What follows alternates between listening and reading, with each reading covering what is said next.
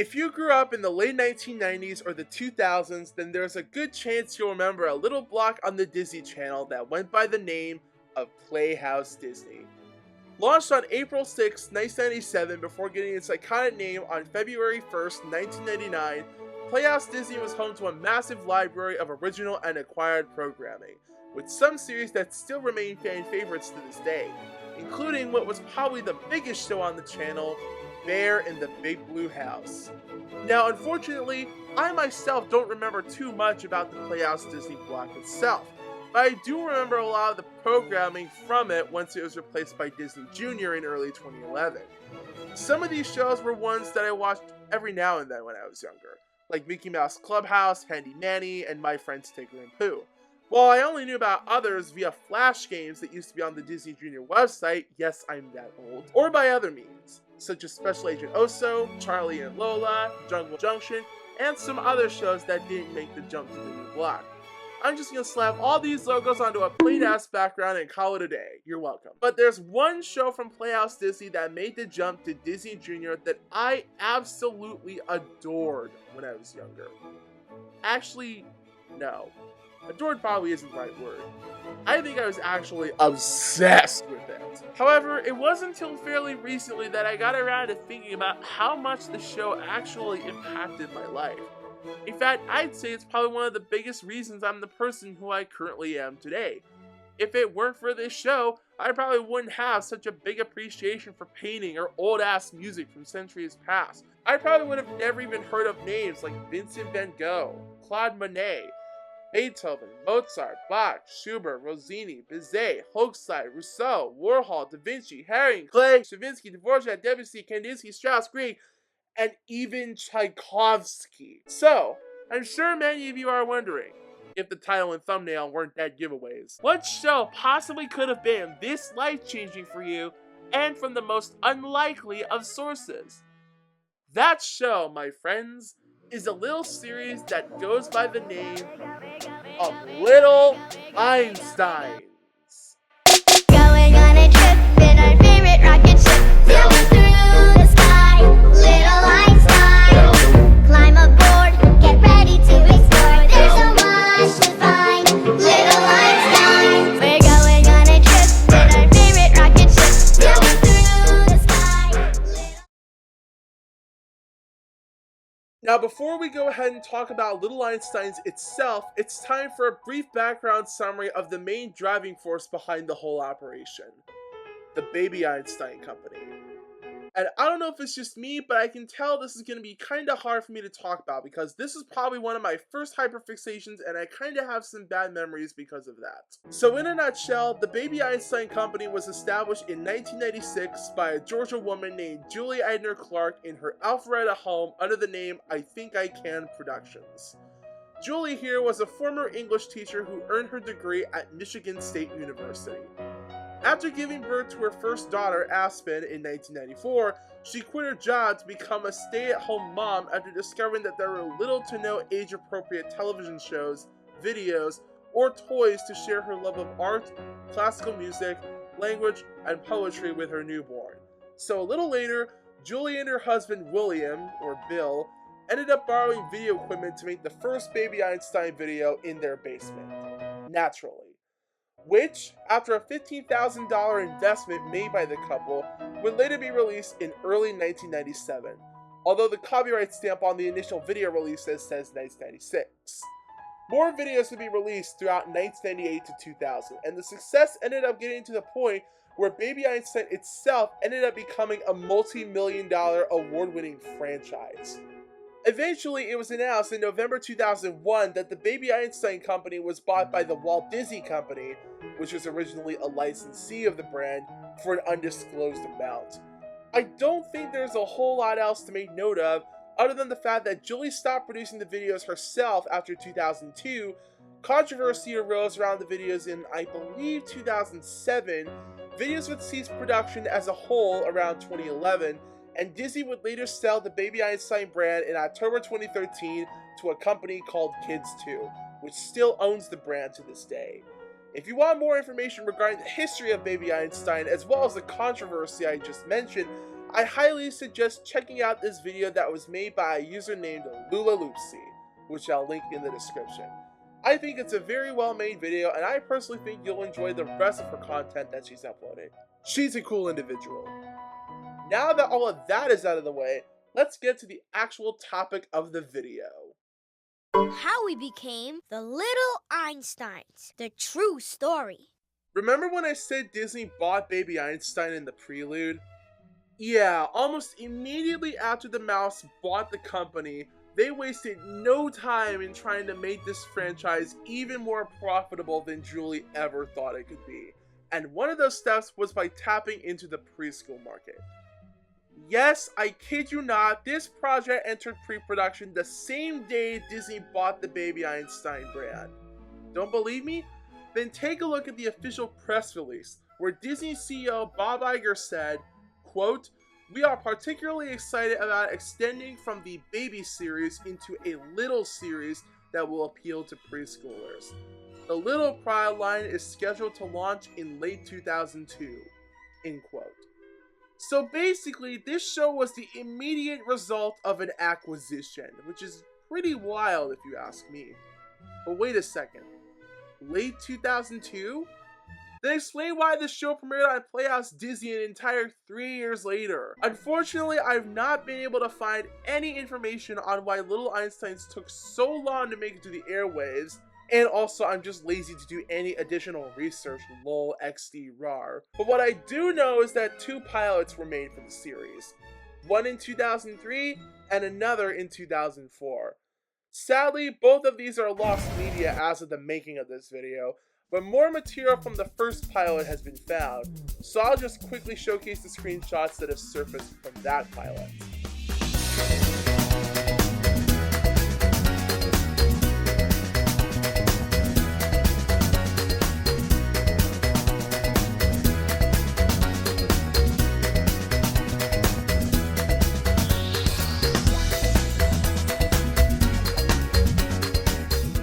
Quite a stark contrast in visual design compared to the final series, yeah? Seriously, the kids in the first pilot sort of look like they're secretly my sleep paralysis demons. Oh yeah, another thing to know. Around this time, the show was simply called Little Einstein, and not Little Einsteins, plural. I'm not going to go too in-depth on the key people who were involved with the creation of Little Einsteins, but I will provide little mini resumes of the more important members responsible for bringing this show to life.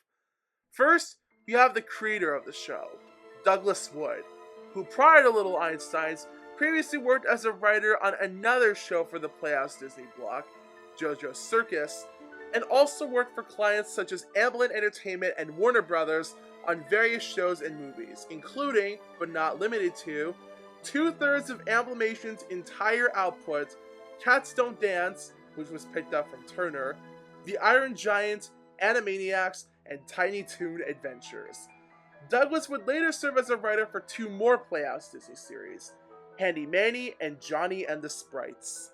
Next, there's the creative director, Alexa Hurick, who previously worked as an in-between artist on Beavis and Butthead, and also worked on a couple preschool shows for Nickelodeon, namely Blue's Clues and Little Bill. Ew. After Little Einsteins, it would serve as the creative director for Word World. Then you have executive producer Eric Weiner, who is perhaps best known for co-creating the absolute phenomenon that is Dora the Explorer back in 2000. He also, funny enough, co-created fellow Playhouse Disney show JoJo's Circus with Doug creator Jim Jenkins, served as a writer on several other Playhouse Disney shows, including PB&J Otter Out of the Box and Stanley, and also served as a writer on some other animated projects, including the short-lived Harold and the Purple Crayon series, Clifford the Big Red Dog, and Dragon Tales. Next in line is the composer of the show's theme song, Billy Strauss, who also worked on the aforementioned Dora the Explorer and Out of the Box, and also worked on Gullah Gullah Island and later Word World. And finally, you have not exactly a person per se, but the animation studio responsible for providing the show's animation, the now defunct Curious Pictures. Established on March 19, 1978 by Steve Oakes and Peter Rosenfield under the name Stomar Enterprises, the company would get its final and more recognizable name in 1993. Their other works include another preschool series, Nickelodeon's Team Umizoomi, which was also the final thing they ever produced, the direct-to-video movie The Barbie Diaries, and the Cartoon Network shows Codename Kids Next Door and Sheep in the Big City. Curious Pictures would eventually cease operations after Team Umizoomi concluded its run on Nick Jr. on April 24th, 2015. So yeah, those are some of the key figures y'all should make note of. These people were pretty vital for the creation of this show. Anyways, now for a brief overview of the actual series itself. We need more power! Little Einstein centers around 4 kids ranging from the ages of 3, later 4, to 6 years old, named, in order from oldest to youngest, Leo, June, Quincy, and Annie, named after famous deceased musical figures. More specifically, composer Leopold Stokowski, choreographer June Taylor, the late record producer Quincy Jones, and jazz singer and actress Annie Ross. The brother and sister duo of Leo and Annie would retain their names from the pilot for the final series, whereas Quincy in the pilot was named Wolfgang and given the nickname Wolfie by the rest of the team, and June was given the name of Isadora after 19th century choreographer Isadora Duncan. Every episode of the show centers around the kids flying around in their favorite rocket ship, appropriately enough named Rocket, originally known in the pilot as the Cosmobile, going on missions What's a mission? and traveling all over the world instantaneously because logic doesn't exist in this show's universe, or any preschool show for that matter. In some episodes, the gang has to deal with the antics of a jet named the Big Jet. Wow. Go figure. Who's a Jesus Christ, do we even know who pilots this thing? Anyways, there's not much else that I need to make note of other than the fact that this show, like a lot of preschool shows from around this time period, makes heavy use of audience participation. And I mean a really heavy use of audience participation. So much of it, in fact, to the point where I don't think I can name a single episode of this show that doesn't require it. And like the surplus of Baby Einstein videos that came before this show, each episode incorporates various pieces of art and classical music from decades and centuries long past. However, whereas the Baby Einstein videos from around this time mostly only covered paintings, Little Einsteins includes a wealthy mix of other art forms, such as sculptures, architecture, ancient historical art, and various designs as part of cultural celebrations, just to name a few examples. Little Einsteins would make its official debut to the public on August 23rd, 2005, with the direct-to-video pilot movie, Our Huge Adventure, with the series itself premiering a month and a half later on Playhouse Disney in the United States, and the Family Channel in Canada on October 9th, with the episodes I Love to Conduct and Ring Around the Planet. The series would continue to air new episodes until December 22nd, 2009, with the final episode being Little Elephant's Big Parade. During its run, the series would receive a video game adaptation on the Game Boy Advance in late 2006, and would get a second direct-to-video movie, Rocket's Firebird Rescue, in August of 2007. After the demise of Playhouse Disney, the show would continue to run on the newly launched Disney Junior block. And funny enough, the first program to air on the block was actually an episode of this show. More specifically, the Season 2 episode, Fire Truck Rocket. The show would also air on the 24-hour Disney Junior cable channel once it was launched in March of 2012, and would stay on Disney Junior until March 17th, 2019. Okay, let's just stop for a moment and talk about how crazy this is. This show started in 2005, stopped getting new episodes in 2009, and reruns lasted for nearly a decade on both Playhouse Disney and Disney Junior, even after Disney sold Baby Einstein to kids too. This show lived to see the launch of other Disney Junior shows like Jake and the Neverland Pirates, Octonauts, Doc McStuffins, Vampirina, The Muppet Babies reboot, Sophia the First, Henry Hugglemonster, PJ Masks, and even Bluey. Not to mention, this show managed to live long enough to see the launch of both the Wii and the original Nintendo Switch. If that isn't crazy, then I truly don't know what is. And considering how huge the fanbase is for this show, I have a feeling that this series, like Technoblade, rest in peace, will never die. Wait a second, I've been rambling about this for so long that I feel like I'm forgetting something. What was it again? Oh yeah! The final episode tally. I completely forgot about that. All in all, throughout its 4-year run, the show lasted for 2 seasons with a final tally of 67 episodes. 65 if you don't count the 2 direct-to-video movies. As of the making of this video, the entire series is available for streaming on Disney+, with the exceptions of the unedited 60-minute version of Our Huge Adventure. This movie was later split into 2 episodes that aired as the finale of the show's first season, and Rocket's Firebird Rescue. I have a feeling that if this show was made today, it would be cancelled after the first season, but I'm glad it wasn't. Okay, I basically talked about everything there is that needs to be known about the show itself.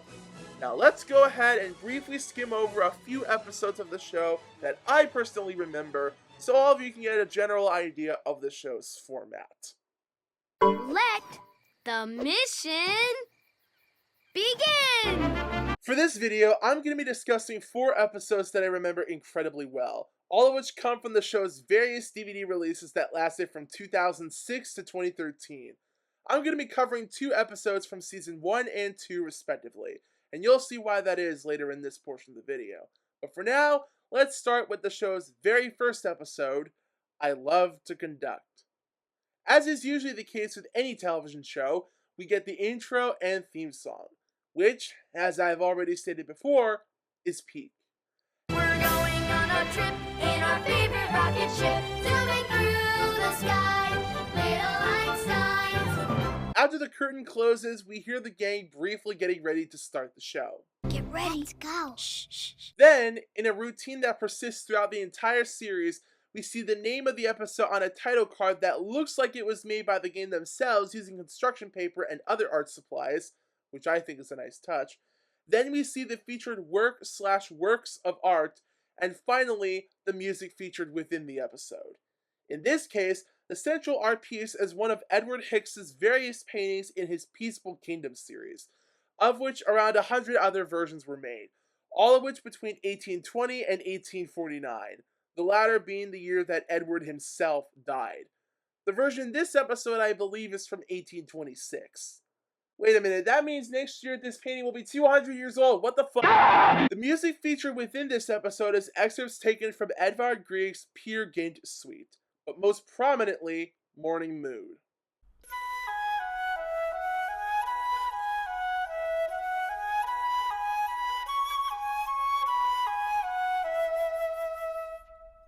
The curtain then opens to reveal the gang just hanging out in an open plain early in the morning, before the sun has risen. Good morning. I'm Leo. We got up really early today. Before the sun. Once we're finished with the obligatory exposition, we see the gang all doing their favorite things/special talents.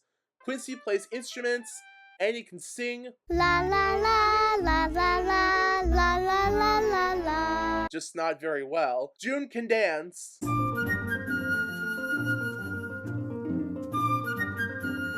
Except she'll never be the next Mikhail Baryshnikov, and Leo can conduct to his heart's content.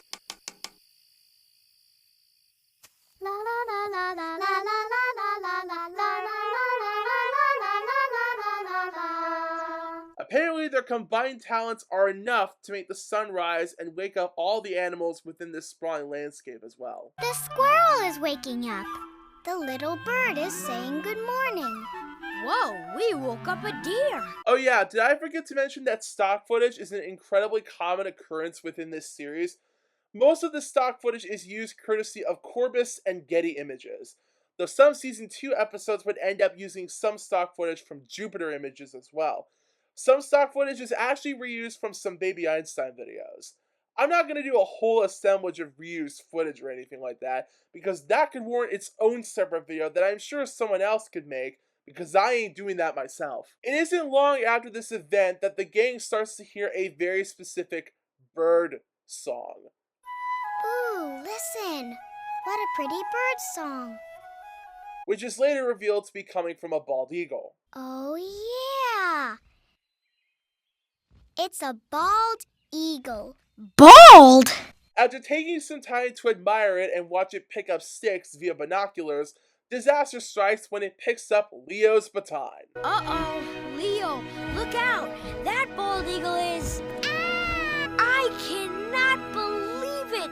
The bald eagle took Leo's baton. Can we go back for a second? No, but if you look at here, I cannot believe it. Take a shot for every time Quincy says that throughout the entire series. Actually, wait.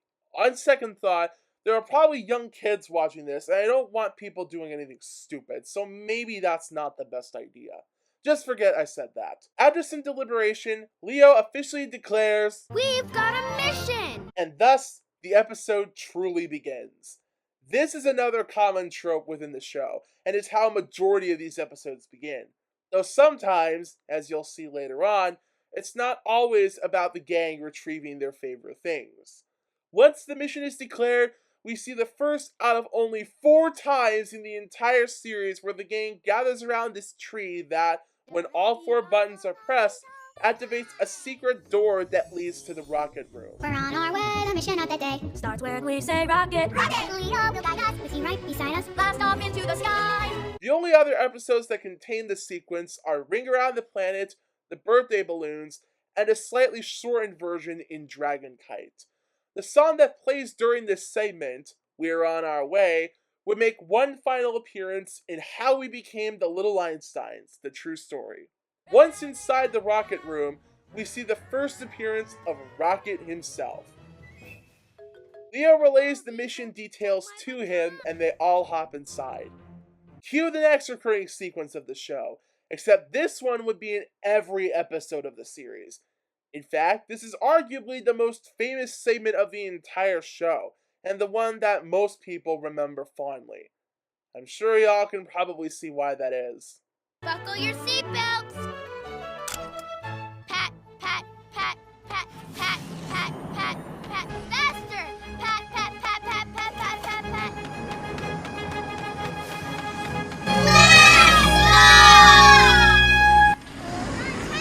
Here we go! After the gang takes flight, it's off to pursue Leo's baton. During the initial stage of the trip, they get stuck on top of Mount St. Helens and are nearly burnt to a crisp, but are able to escape thanks to the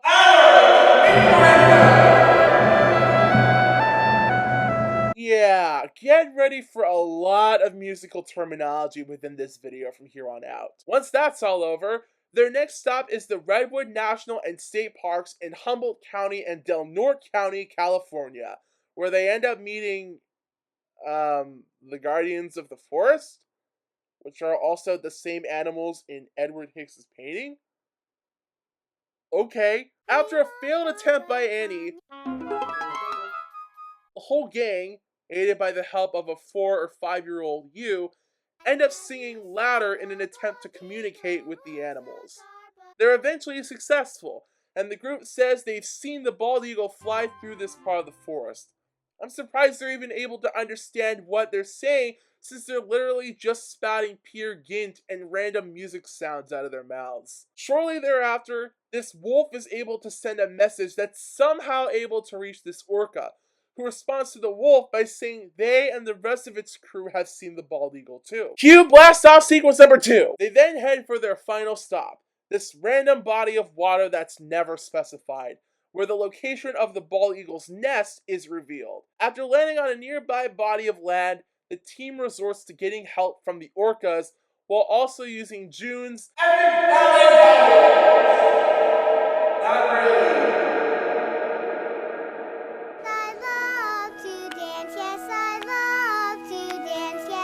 Wait, did y'all just see that? Yes, I love to dance.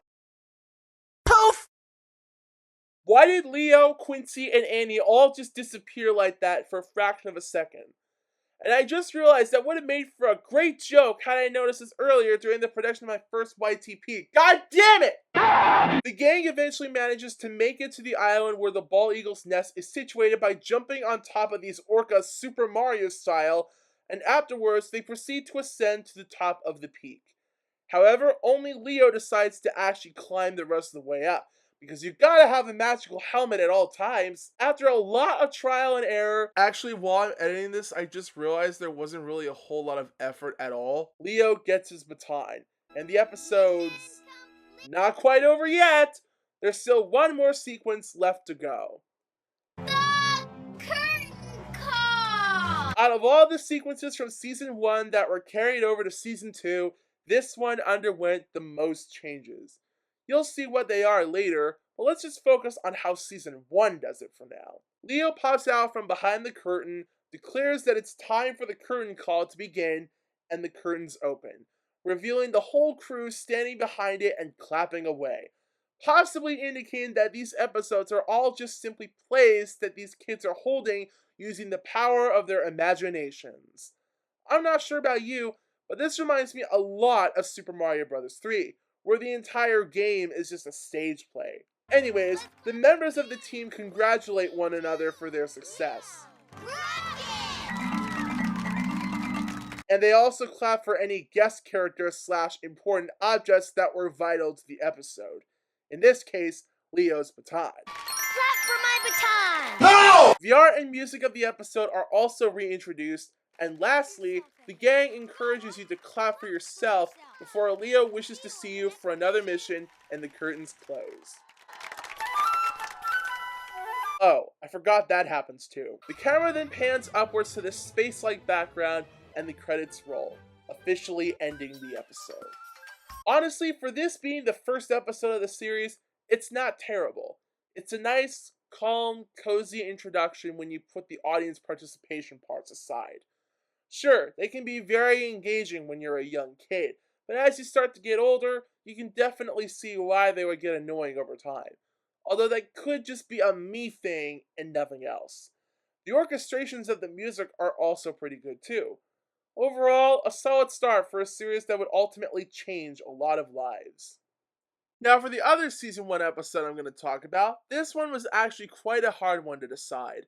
There are many other season 1 episodes that I remember in some capacity, such as some of the episodes I already mentioned throughout the video, like How We Became the Little Einsteins, The True Story, and others like The Northern Nightlight, The Christmas Wish, both The Birthday Balloons and The Birthday Machine, and Rocket Safari.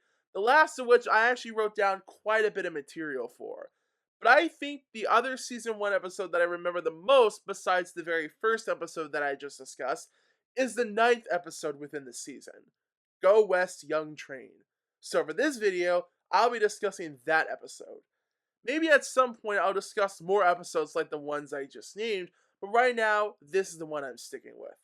The featured art this time around isn't from an actual artist, but rather baskets that were made by the Navajo tribe of the southwestern United States. I'd talk more about the Navajo people and other Native American groups, but I don't want this video to grab the attention of the wrong people.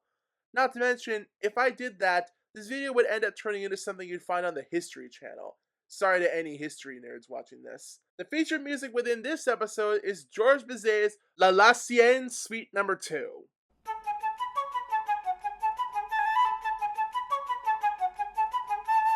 This music would later be used in another season 1 episode, Annie's solo mission. Sorry I'm spouting out so much useless trivia, but I really don't give a fuck! After the curtains open, we see Rocket pretending to be a wild horse. You know, like something you'd find at a rodeo. Whoa! Rocket is a bucking bronco! Annie then explains to the audience that her and the rest of the team are in the Wild West to meet up with a train that's simply referred to as the Little Red Train. Do I even need to explain why that is? But wait a second. Why is there a giant bag just hanging out on the only car that's attached to this dude? Leo finds a note, which is really just a postcard, that details where the small locomotive is headed towards. A hoedown party at a place called Train Junction. Can these names possibly get any more basic? Apparently this bag contains everything but the kitchen sink, There's a cake that I'm surprised hasn't been ruined, juice boxes, why couldn't there have been Dr. Pepper instead? All sorts of toys and other fun baubles, and also violins, because it ain't a party without music. Oh yeah, forget about hiring actual musicians, because these violins can just play music by themselves. It isn't long afterwards when we hear some very familiar jet engine sounds. See the episodes Hungarian Hiccups and Pirate's Treasure for additional information. Are you guys thinking what I'm thinking? Suddenly, it's revealed to be Big Jet, and he snatches the party bag from the little red train like it's no problem using his grab nabbers. Not gonna lie, I was expecting to see some other famous Western movie villain. Where the hell is Lee Van Cleef's character from The Good, the Bad, and the Ugly? Oh yeah, I forgot to mention, mission is declared active and it's back to padding as fast as possible in order to make Rocket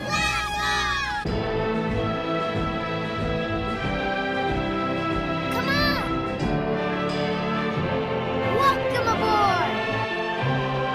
Buckle your seatbelts! Seatbelts, bubble! Hack, hack, hack, hack, hack, hack, hack, hack. We need more power! Faster!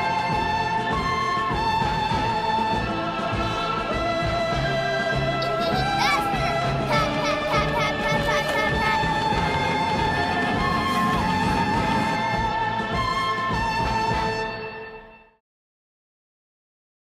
And now it's time for another amateurish / horrendous song. I hate how I actually remember this one pretty well. The party bag is missing and we'll all do our best to find the tricks and violins that make it to the west. Allegro, quickly go. Don't be slow, just go allegro. After the gang and the Little Red Train pursue Big Jet for a little bit, they all proceed to follow him to the Rocky Mountains, which means they probably took a left turn to my old hometown of Albuquerque, New Mexico. Our heroes then proceed to go inside this tunnel to continue their pursuit of Big Jet, but they soon encounter their first obstacle, branching tunnels. The game then asks you for your help to figure out which tunnel is the correct one that leads to the stolen party bag. It's the one that's in front of the train. Quick side note, I always loved this particular shot for some reason. I don't know why. Maybe if the colors were changed a little bit, someone could give this a Saul Bass makeover and make it look like the opening titles for an Alfred Hitchcock movie. It's now time for more tunnel listening because hooray for audience participation! After the gang's daring escape, Big Jet screws the gang over by switching the train tracks and making the Little Red Train go across this very rickety bridge that looks like it could collapse at any moment. But of course, this is a show made with little kids in mind, no pun intended. So of course the gang comes up with a plan and once again asks for your help. Adagio time, anyone? Pat, pat, pat, pat. They make it across the bridge before encountering another obstacle. I can't believe I'm saying this, but soon after this, they encounter train tracks that go down into the Grand Canyon. It's the biggest thing I've ever seen. Hey, what's Big Jet doing? And of course, Big Jet, being the usual dickbag he is, switches the tracks so that the Little Red Train goes straight into the canyon at high speeds. Cue the adagio padding again. Pat, pat, pat, pat. Once they reach a stopping point, our heroes realize that Big Jet has his back turned, under the presumption that he succeeded in foiling the party plans. He thinks he got away. However, after some intense kill me, the gang scares Big Jet with a simple boo. Woo! And he drops the party bag after being startled. Afterwards, the Little Red Train and Big Jet face off in an epic duel that will forever change the course of history. Except there are no guns to be found. Party stayed and the episode's over at the end. Yeah, that was a rather lame way to end the discussion, but honestly, how else was I supposed to end it? It's a preschool show, so of course it's guaranteed to get formulaic even after the first few episodes. Other than that, however, this is a pretty solid my first Western adventure for any young kid who watched this particular episode. I wouldn't be surprised if someone out there ended up developing a taste for Western movies years later because of this episode. I haven't seen too many Western movies myself, but I will say that The Good, the Bad, and the Ugly, The Searchers, and Unforgiven are probably some of the best ones I've seen as of the time of making this video. That reminds me, I really gotta check out the other two movies in Sergio Leone's Dollars trilogy at some point. Alright, getting back onto the main subject, that covers both of the Season 1 episodes I'd like to talk about. Now let's move on to Season 2 and see how much has changed from here on out. There's actually quite a good amount of episodes from the show's second season that I remember rather well. And while I was looking at the list of episodes from that season, I narrowed the list down to 4 that I remembered the most.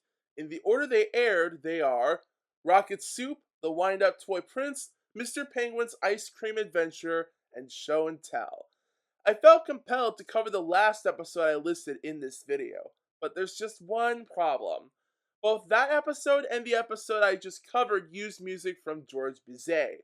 Different pieces, but same composer. Sweet Lulaloopsey number 2.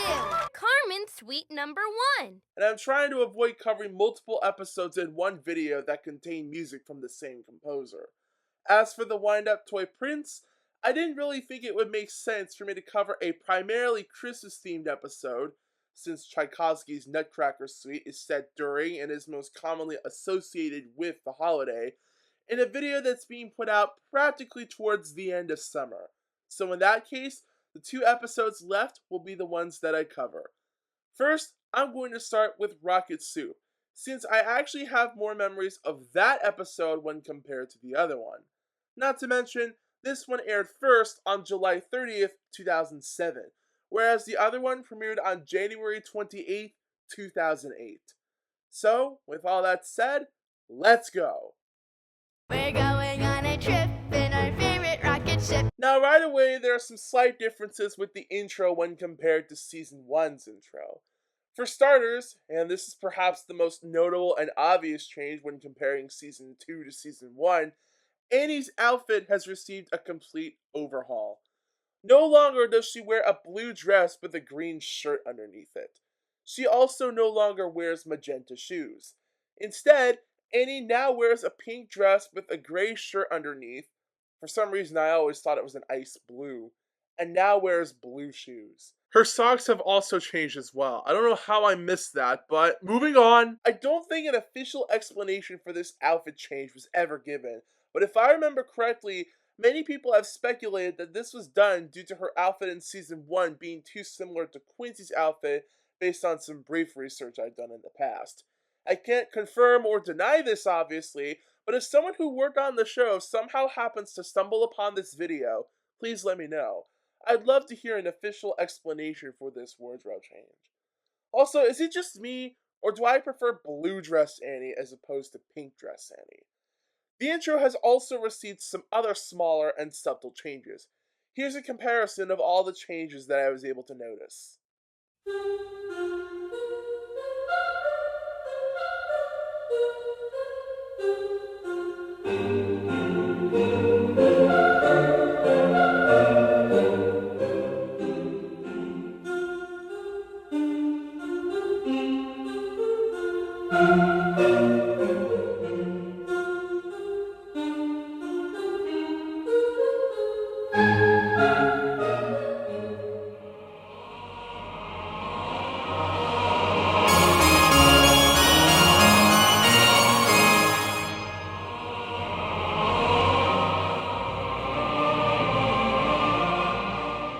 And finally, the theme song has received a slight change.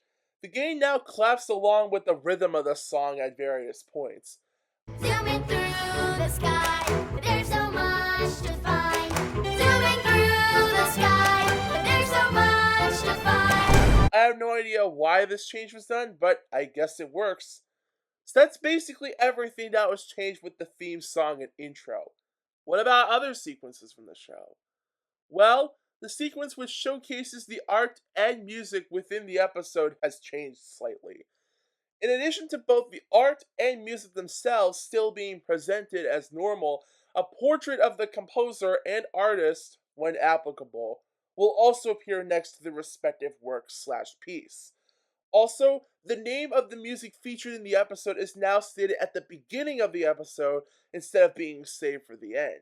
Horn Concerto Number 2, Wedding March. It's a subtle change that you wouldn't notice until someone pointed it out, but for any classical music geeks out there, I'm sure this would be a huge time saver for some of you who are struggling to find a specific piece from an episode.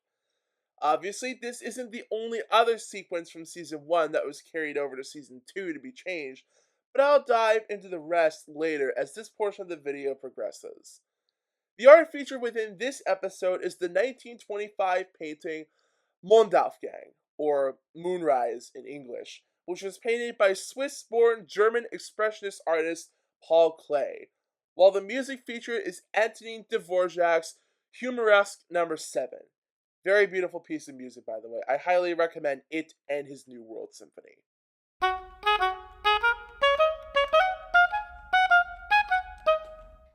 This piece was actually used in another Season 2 episode, Melody the Music Pet. Jalapeno. So as the episode starts, we see Rocket and the rest of the gang playing with what appears to be an inflatable ball pump of sorts in Leo and Annie's front yard. Hi.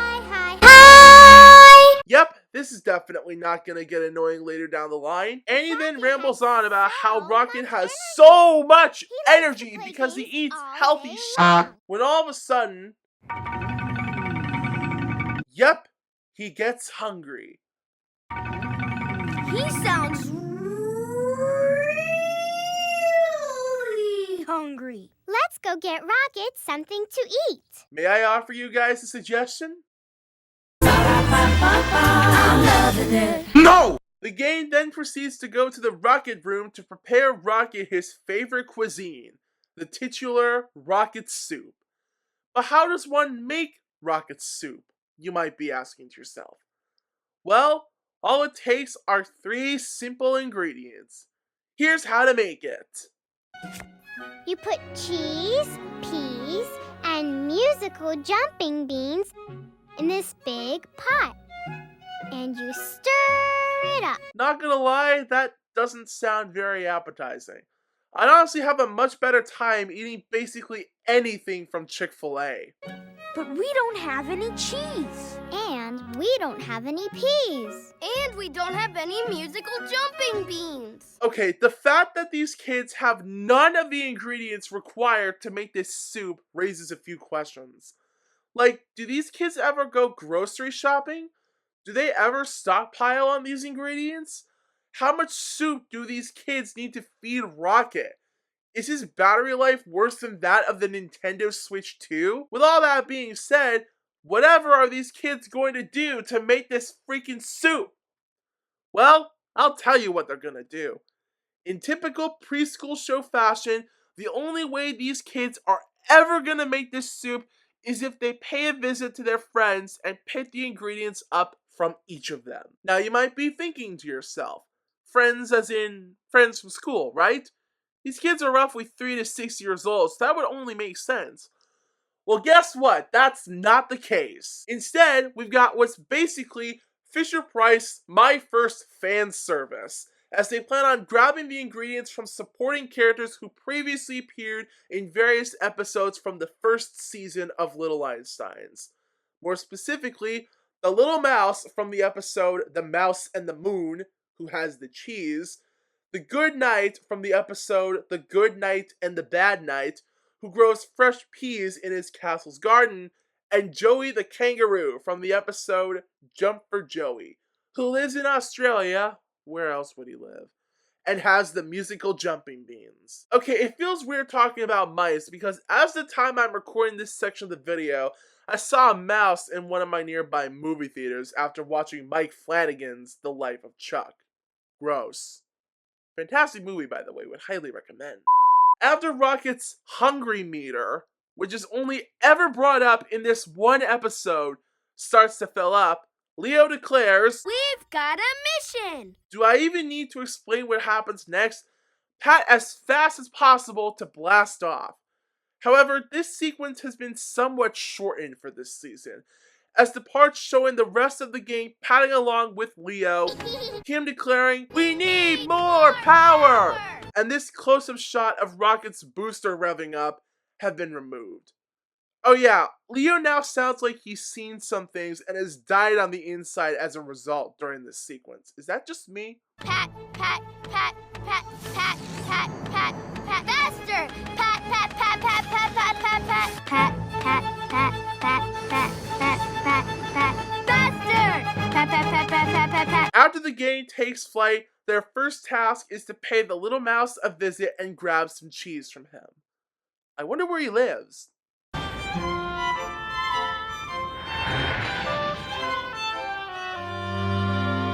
What the f? He lives in Washington, D.C.?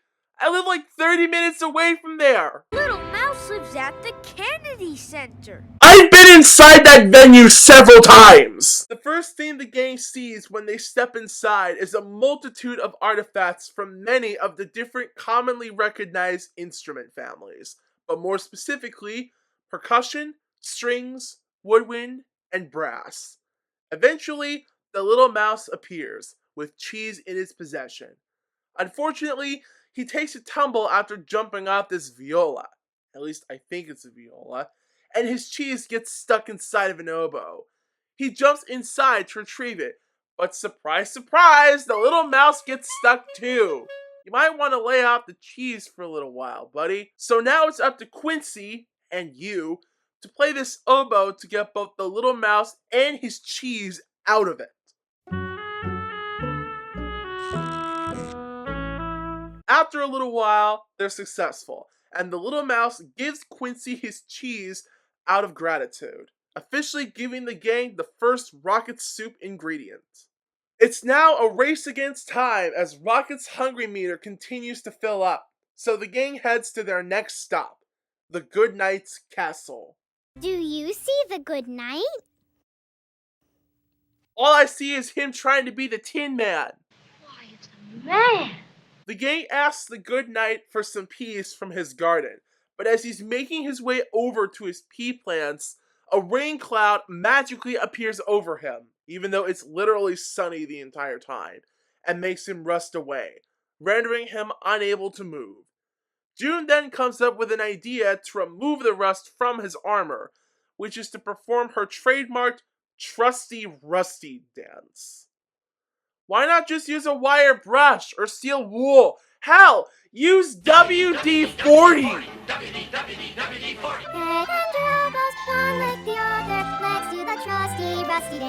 After doing that a few times, the Good Knight's armor is somehow rust-free and is now able to grab a pea pod from his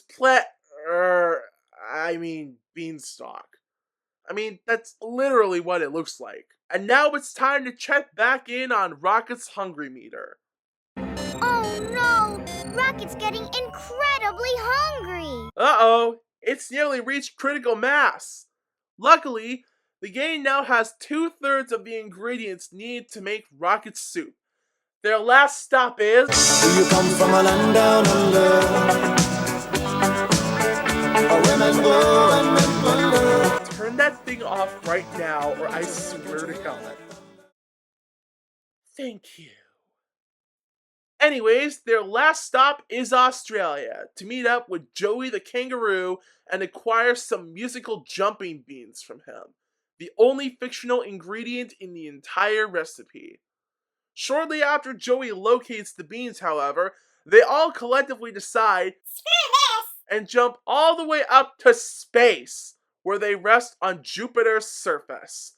Okay, how does this even make any sense? First of all, Jupiter shouldn't even have a habitable surface to begin with because it's a gas giant. And secondly, why is the moon in Paul Klee's painting Moonrise all of a sudden Jupiter now? I swear, this show seems to have an obsession with pulling a 180 on us like this. After this mishap, Joey puts a helmet over his head off screen and decides to go into space himself to retrieve the beans, because apparently he can use the clouds to get to space and not even have to worry about spending several years to build a massive shuttle to get up there. However, Joey fails to realize that in space, Not only are there comets standing in his way, but also the fact that no one is there to hear him scream for help if one of them manages to break his helmet. Oh wait, this is an alien. My bad. The gang then travels away from Earth's atmosphere and into space to assist Joey in his journey to Jupiter/the moon, where Leo conducts him to the goal.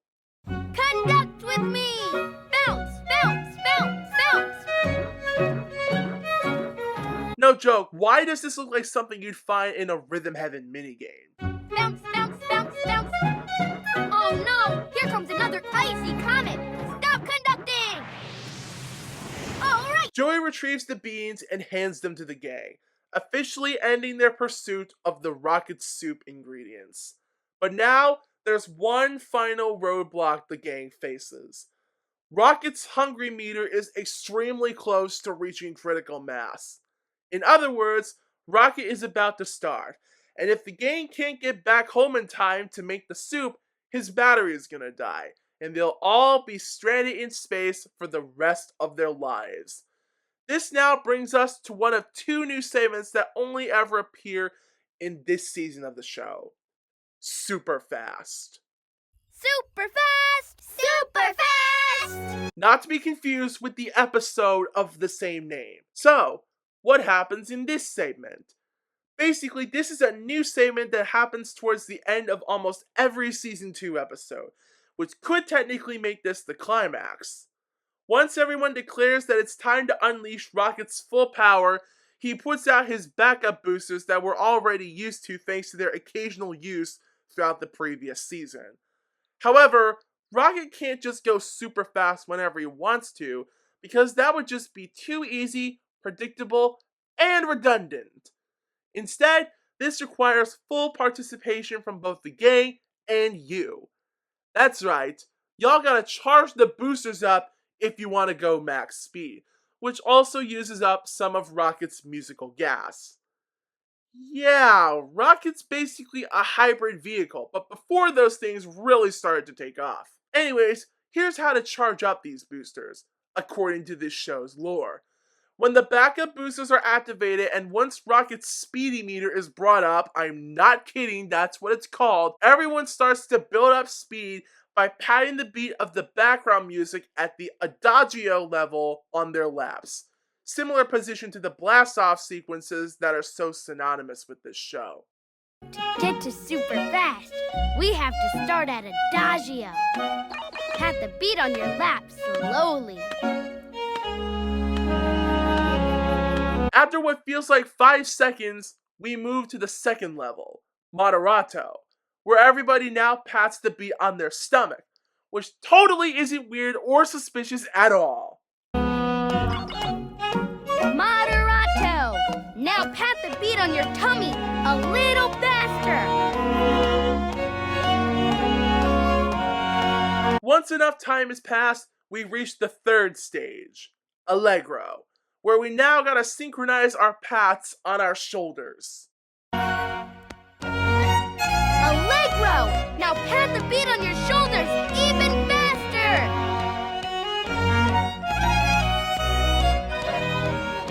Eventually, we make it to the final stage, where everybody lets loose. Presto. No, not that presto, I mean the musical term. Presto! Now reach your arms to the sky and shake your whole body! We did it! We're flying super fast! Once maximum speed has been achieved, Rocket and the gang literally breeze their way back to Earth, and in turn, the Rocket Room, presumably reaping in several intergalactic speeding and or traffic tickets along the way. All that's left now is to make the soup and feed it to Rocket. Let's see how it looks. Mouse has cheese, the knight has peas, and Joey has the jumping beans. That's what we need to make the rocket soup. It's ready! Oh my god, wow. That looks horrendous. Rocket, you actually like this stuff? Damn, dude, now I feel kind of bad. But apparently, the appearance of the soup doesn't matter to Rocket, as he just magically brings out his giant built-in silly straw that's only ever seen this one time and guzzles the soup down like it's no problem. Once finished, he magically regains his energy. We're back to where we started, and the mission is officially complete. Mission completion! No soup for you! Out of all the sequences from this show's first season that got carried over to season 2, the one that received probably the biggest overhaul would have to be the curtain call. In season 1, the curtain call was nothing more than a basic encore, with the gang clapping for themselves, you, the featured art and music, and any guest characters or important items that were vital to the episode. In season 2, however, the curtain call is now its own upbeat musical number with a song, lyrics, orchestra, and even some additional audience engagement. Now it's time for the curtain call. Let's give a hand and hear it for the team. And rah rah rah for Rocket. Come on, take a bow. It's your turn now. Let's hear a big hand for you. All right. Once everything's over and the curtains close, however, there's still one more sequence that got added into this show that's not present in season 1. That's so silly. You literally never know what's going to happen. But you can, however, expect one of these characters to do something to kickstart the randomness that ensues. Leo can conduct the music box, Quincy can get something out of his tuba, Rocket can pull a string, June can catch a falling object, and in the case of this episode, Annie can use her singing to reveal something hiding behind the curtain. So let's see what's hiding behind the curtains that literally just closed. It has a stem. What is it? It's a sunflower. I cannot believe it.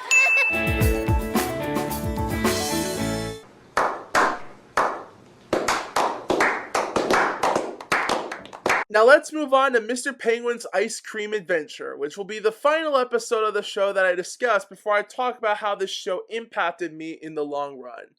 The featured artwork for this episode is the 1963 painting The Room, painted by New York pop artist Roy Lichtenstein, while the music featured this time is Franz Schubert's Unfinished Symphony No. 8.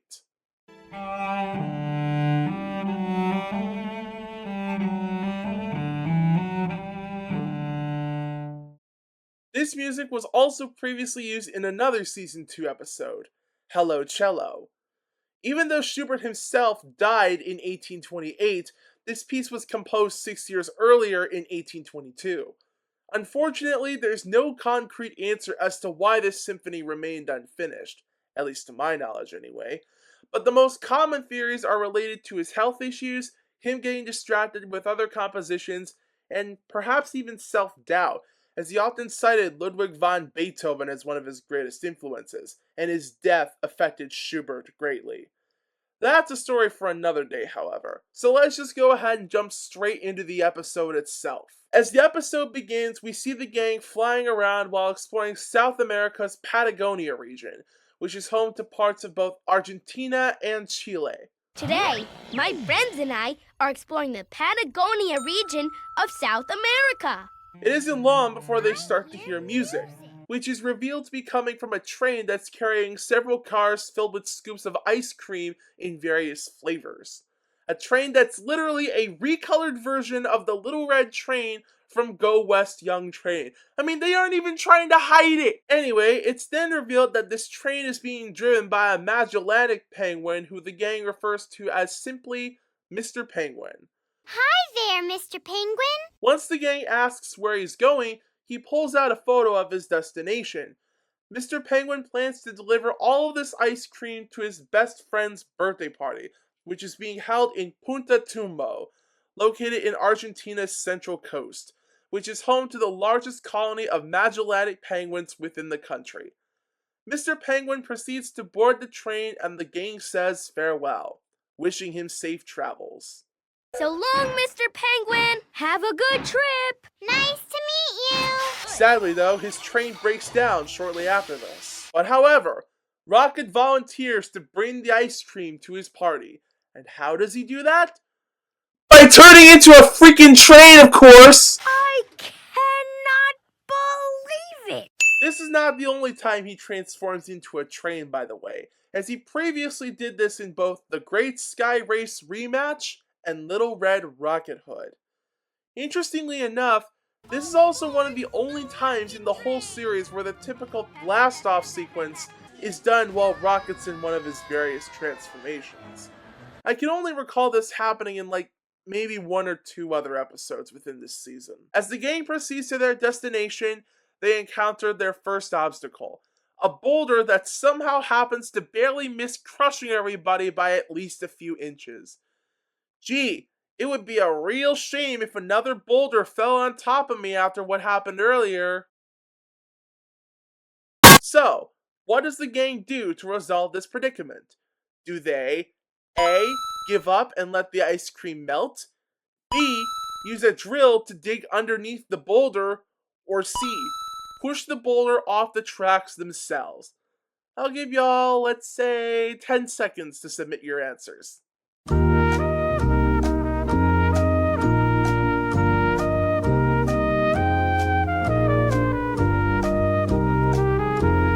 All done? Good. Now let's see what the gang decides to do. It's working! Rocket is starting to dig a tunnel under the giant rock. If your answer was B, then congratulations, you win... a cookie? Alright, let's just move on. Once Rocket finishes his game of Dig Dug, which somehow does not affect the cleanliness of the boatloads of ice cream he's hauling, we get a live feed of Mr. Penguin's unnamed best friend, who seems to be unaware that there's about to be a literal mountain of sugar and dairy being delivered to his party. Soon afterwards, the gang encounters their second obstacle, a musical bridge that's missing all but one of its pieces. Get it? Because the name of this Schubert piece is the Unfinished Symphony, and it's an unfinished bridge? Okay, that was a lame pun, I'm sorry. You suck! Mr. Penguin makes the rocket train stop at a screeching halt, and they all get off to investigate the mystery of the unfinished bridge. Out of nowhere, the rest of the bridge pieces spawn in like Minecraft mobs and appear next to the rocket train. Now, normally this is where the audience participation kicks back in and we gotta figure out which piece is which. But considering that the way in which the pieces are laid out on the grass technically gives away the rest of the bridge configuration, I'm just gonna go ahead and save y'all some trouble by skipping to the part where the bridge is reconstructed and the gang is able to move forward. You can thank me later!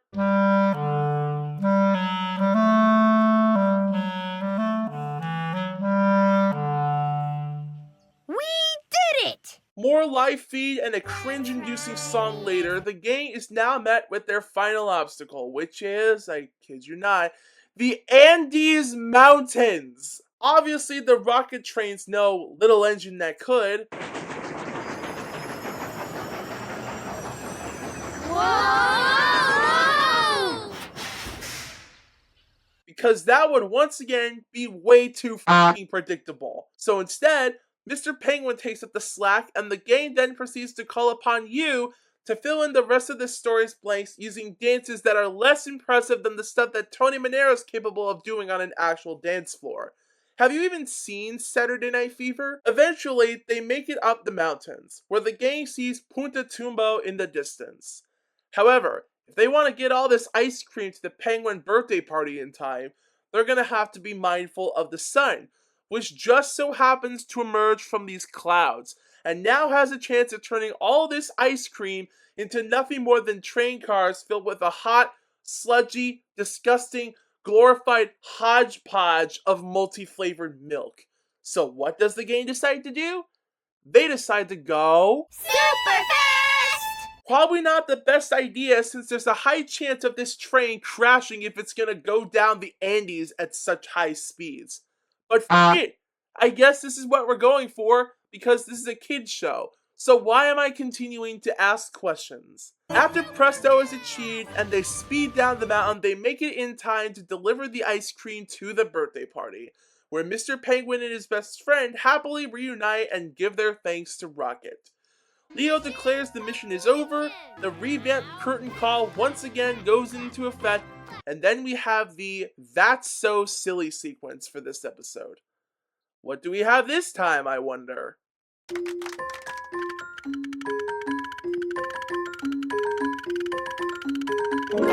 It's a hamburger in the box. That's so silly. I want that burger, but I'm going to be substituting the lettuce and tomato for bacon and cheese, while also adding ketchup onto it. That's how I like my burgers. So yeah, those are the 2 episodes from Season 2 that I wanted to talk about, and that pretty much wraps up the episode discussions. Not sure if I prefer this episode or Rocket Soup more. Which season do I think is better? Honestly, I'm not sure. I haven't really figured it out. Maybe I just don't have a preference. Both seasons have a great array of music and art of differing mediums, that's a guarantee. But I think Leo's voice work is slightly better in the first season than it is in some of the later episodes of Season 2. And I think Season 1 had a more calm and relaxed pace, while also keeping the audience participation elements at a nice balance. Maybe that's just me, considering I'm a person who's on the lower end of the autism spectrum, but there's a chance I might prefer this show's first season over the second. Again, I'm going to have to look into it further later down the line to really get a solid opinion. So now that I've discussed a nice amount of the show's episodes, I'm sure many of you are wondering, how did such a dumb kiddie show like this impact you in such a massive way? Well, for this last section of the video, I'm going to explain that, while also giving my overall final thoughts on the series itself. You're home, Rocket. You're home. Overall, Little Einsteins was a very impactful show for me, and it managed to help me get through rather tough times when I was a child. I normally never talk about my personal life here on this channel, but growing up, my childhood was somewhat traumatic.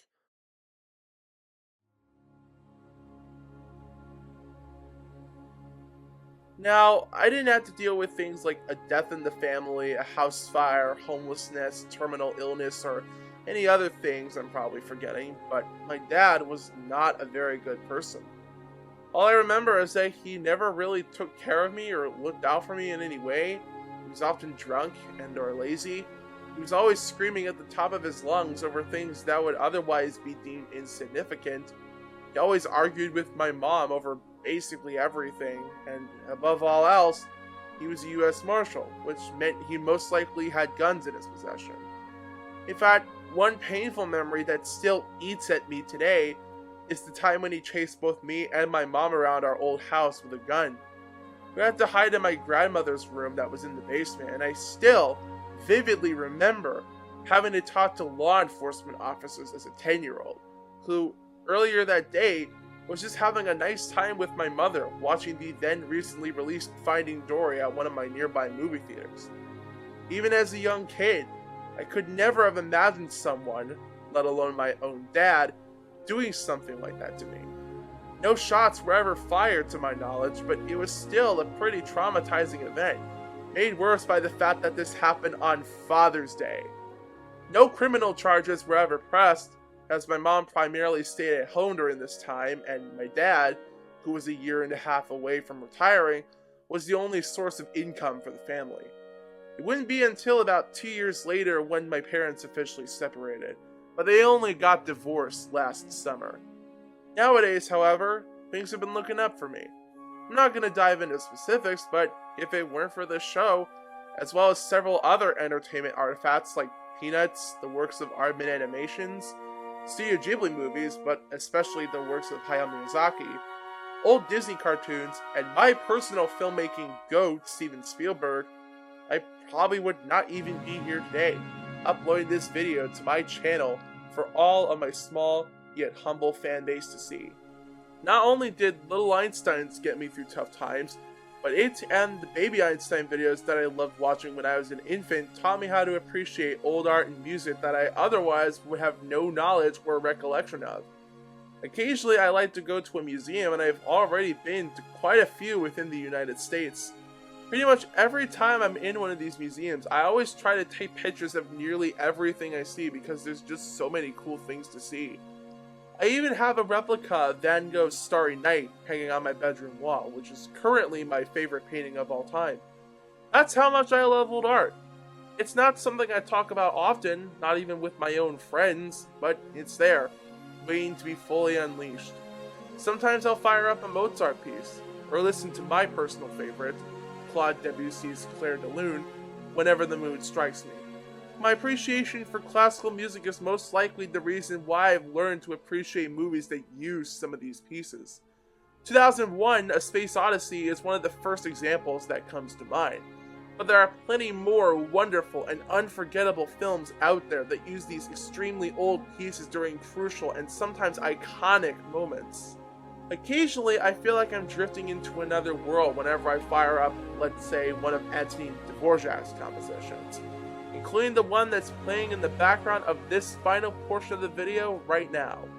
It's hard to explain, but to try in the way a certain character pointed out in a certain movie I hinted at earlier in the video, every piece of classical music that I've ever listened to, every painting, sculpture, woodcut, etc.